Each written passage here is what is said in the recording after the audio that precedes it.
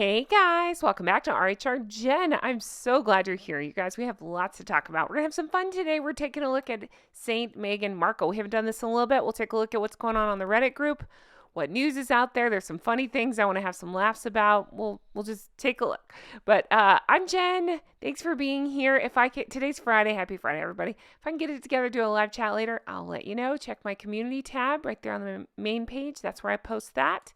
And make sure that you check there, and I'll let you know if we're able to do that. But in the meantime, let's take a look at some news. Thanks for being here, everybody. Okay, starting with this, and this is where I need you to chime in the comments because I have so many thoughts on this. This was shared by Economy Stock 137. It says, watching Megsy and Hank's Remembrance Day video, I found myself getting mildly nauseated. Me too. I realized that there are just some words and phrases that are now closely associated in my mind with the gruesome twosome that I can no longer stand to hear/read. Oh, same. What about you? I'll go first. Authentic used to mean real or genuine to me. Now, when someone says authentic truth, authentic experience, authentic feelings, etc., I either want to retch or smack the person who used the phrase. Megsy and Hank use the word authentic to twist and distort facts. Exactly this. To lie about reality while trying to make anyone who disagrees with them into the bad person. I feel your pain. I totally agree. Let's take a look at some of these other examples. I want to start off with my word that really they have just completely ruined for me.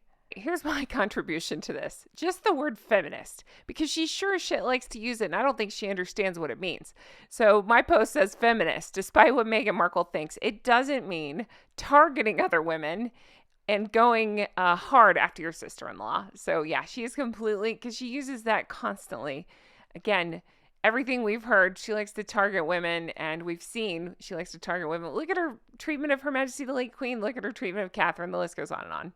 So yeah, feminist. Okay, and then I have to laugh at this name. G-Strang 81 says organic. Used to mean nice fruit and veg. Now means word salad. All right, then we have curious position 3689 that says the phrase my truth. Ding, ding, ding.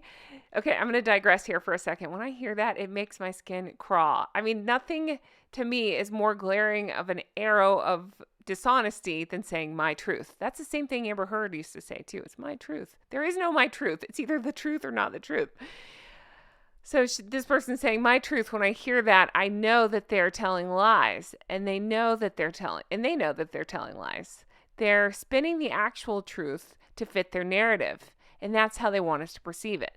Yeah, and then lots of people chiming in saying, yeah, exact same. Like Bugs Money here, 1122 says, same, my truth equals bullshit in my brain now. Yeah, same, absolutely. I just don't think there's any more of a red flag than saying my truth. Yeah, so James points out it was always a weasel word for whatever I tell myself. I like the idea of a weasel word. What other weasel words are there? I like it, weasel words. I get stuck on stuff like that, weasel words. Okay, but yeah, tell me what words that they have ruined for you. Tell me your thoughts on that my truth thing. Just really bugs the crap out of me. A lot of submissions on this one. As a mother, ... Yeah, absolutely. Have you ever heard anybody talk about parenting but not actually parent as much as these two? Because they sure as shit like to go around lecturing people about parenting and talking about being parents without, I don't know, actually being parents. It's very odd. So then we have a splendid address that says, as a young mother with little ones who are little... That will never not be funny to me. Again, I say this all the time. I'm sorry. Just go with me on this. That is they describe their kids like they don't know them. They talk about physical rather than internal attributes of the kids. It's so weird. It's like when you go on a date with somebody and it's just kind of, it's okay. And you just try to describe it back. Like your friends ask you, how'd it go? And you're like, they were nice. They had a good personality. They're okay. You know, like, are you going to go out with them again? Yeah, maybe. We'll see. They're okay. That kind of thing. That's how they describe their kids. It's the most bizarre thing ever.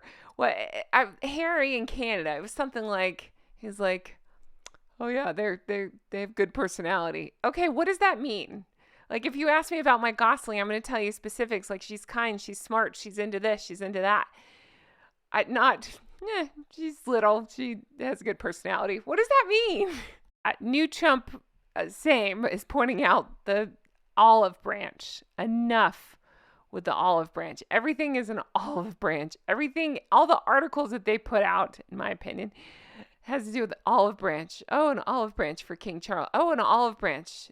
The royal family's giving them an olive branch. There's no olive branches. They burned the tree down.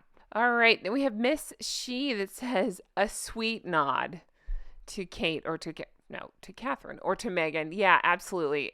Any of those.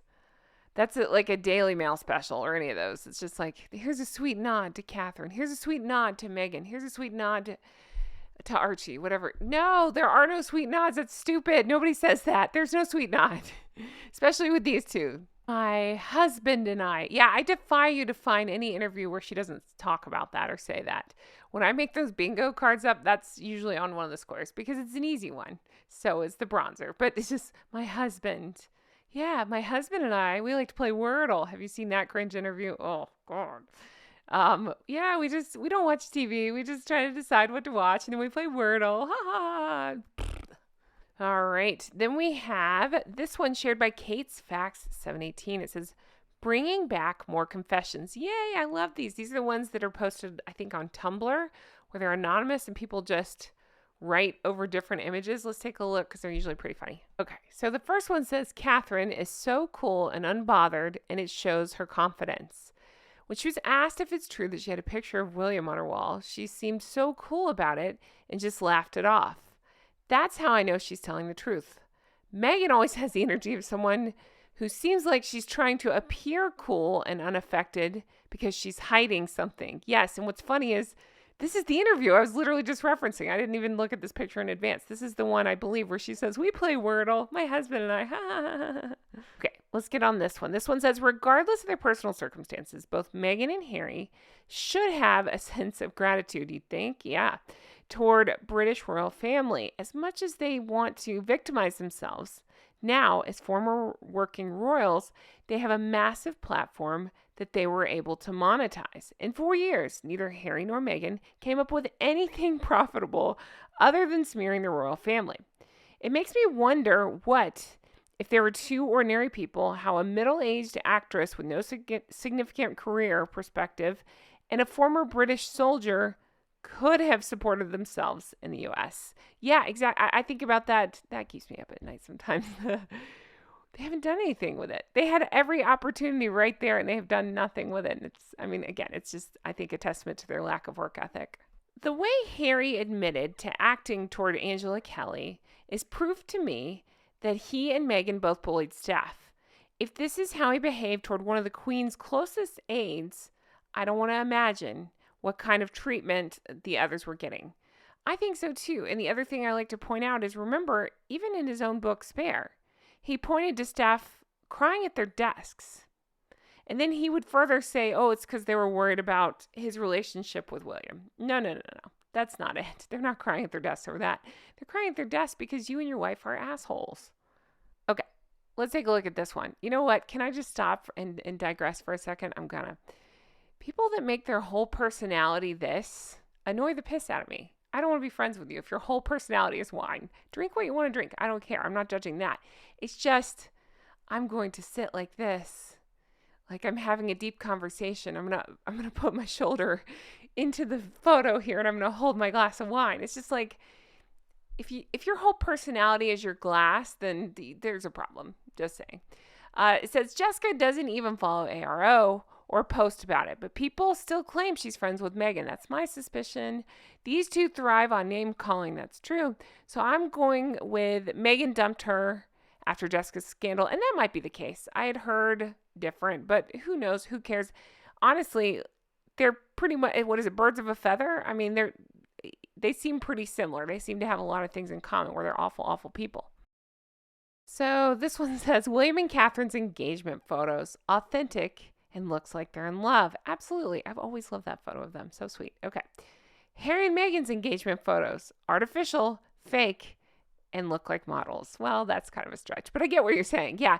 To me, I even said before, Harry and Meghan's engagement photos look like the picture that comes in the frame, where it's two people that don't actually know each other, but they're posing for that shot that they put in, photo frames. It doesn't look real. It doesn't look like a deep connection. I'm not into it. Here's some of the comments under this post. This person says, wow, Meghan and Jessica look like the ultimate mean girls, don't they? I think about that a lot too. And all the allegations we heard of the horrible treatment of Princess Charlotte and all that. I think about that too. It's awful. They're never the prettiest girls, so they have a chip on their shoulders. No wonder they perceive Catherine as their nemesis. She's the ultimate pretty girl who is kind and genuine. Here, I agree. I had to pull this one because I'm constantly saying this. Okay, the most physically attractive person can become hideous with a horrible personality. Catherine embodies both inner and outer beauty. With her beautiful personality and character shining through, Meghan's is just the complete opposite. Contrived, superficial, and hollow. That's exactly it. That's what I think too. The first time I saw Meghan, I thought she was a pretty girl, but then she opens her mouth, or you start to learn about the things she's done, and it just makes you less and less attractive. I said the same with Amber Heard. At first, on first seeing Amber Heard, I thought she was a pretty girl. But then you learn about all the atrocities, and you're like, whoa. And it doesn't matter. Yeah, absolutely. I 1,000% agree with this. I'm constantly saying this. And I don't just talk about Catherine's exterior beauty. I mean, she is gorgeous, but she's so much more than that. And again, her beauty shines from within. Golden Bee points out, yeah, the Angela Kelly distance in Spare is just such a good point. She was a senior employee and treated that way. Imagine all the young junior staff. Spare is such a good source for all the bullying that happened to Catherine, to Charlotte, and the staff, as well as they were terrible. He wrote terrible things about Queen Camilla as well. So yeah, absolutely. It's also proof that Meghan didn't give birth the way it's described in the book. Spare is such a diss at Meghan more than anyone else. That's such a funny read on that. And now that I'm thinking about it through that lens, yeah, it kind of is. Okay. And then there was a poll put out, and you can already see my vote, so there's that. But this person wanted to know, what's the main reason that Meghan never stops even though she's ruined? So the first choice is narcissism doesn't allow defeat. That's the one I went with, obviously, and that seems to be the overwhelming vote. She truly doesn't comprehend the damage. She's addicted to fame. That's my second choice, I think, is she's addicted to fame. And then the last one is she's in great debt and needs money ASAP. I'd like to put in an addendum and say, can it be all of them? Because I think it's all of them. I think she is a raging narcissist, but I think all the other things are true as well. She's incapable of taking on how awful her actions are. It doesn't excuse it, but I'm saying it's like she won't allow herself to understand it. I guess that's the narcissism. She's addicted to fame, and yeah, she probably needs money as well. Deep Palm 55 points out, I think her narcissism will not allow defeat. She's addicted to notoriety, which she mistakes for fame. I tend to agree the same thing. She does not care about the damage she does to others. Nope.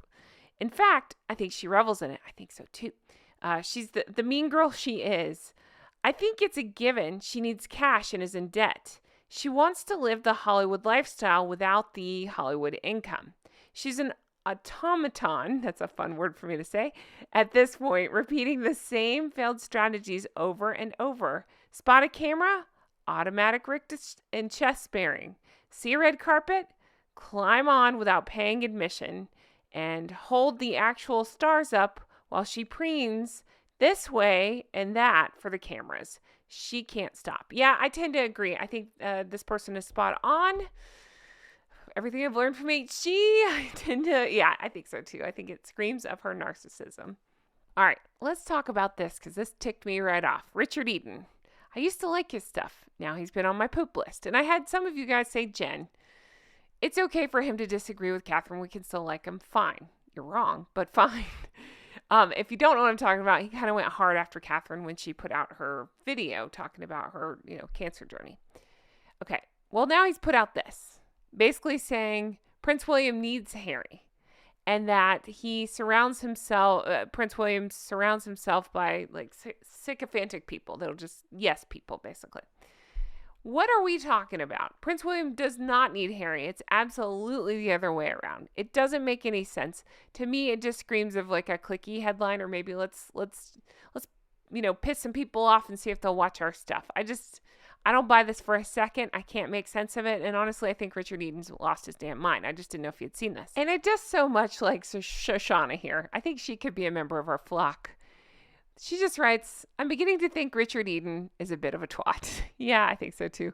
William needs Harry like a racing driver needs a honking, backfiring clown car. Well, everybody needs some honks, but I get what you're saying here.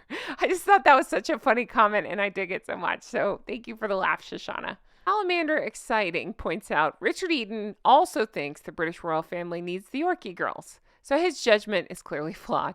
Bethany says of William, he does need Harry to stay in Montecito. All right, I'm going to wrap this up here, but don't worry, there's a picture coming this array of sunshine, so stick around for that. But thank you so much for being here. Thank you for watching. Thank you for honking at me in the comments. I got all of your comments on yesterday's video when I jokingly said I was going to do a book where I just write honk, honk, honk, honk, honk, and I could sell more than 3,400 copies. I'd sell for charity or something. I had so many of you say, yes, I'd buy your book. I'd buy your book. All right, let me look into it. I don't know what the hell I'm doing here, but yeah, let's do a honking book or something. I don't know. We'll do something for a good cause, but that just really made me laugh. So thank you for that. You guys are the best. I love you so much. Thank you for continuing to watch my stuff and for being here. If you don't know, I'm working towards something big. In 2025, I'm going to start going on camera. Not right at the beginning. I got to have some time, but I got to set up my office. But I'm going to be on camera and we're going to shake things up a little bit. We'll still do Harry and Meghan. We're going to do more royal stuff. We're going to talk all kinds of stuff. And it's just going to be more of a dialogue between you and me. And I can't wait. And by the way, here's my happy place. I've been on that road. I love that road. Have you ever seen anything so beautiful in your whole life? Nope, me neither. I love it so much. But good things coming for the channel. Thank you for sticking with me. In the meantime, I'm here. I'm talking about all this stuff. We'll continue to talk about all this stuff. We'll also find new stuff to talk about. Thank you guys for everything. And I can't wait to bring you more stuff like this. Have the best honkin' day. All right, I'll talk to you again soon. Bye-bye.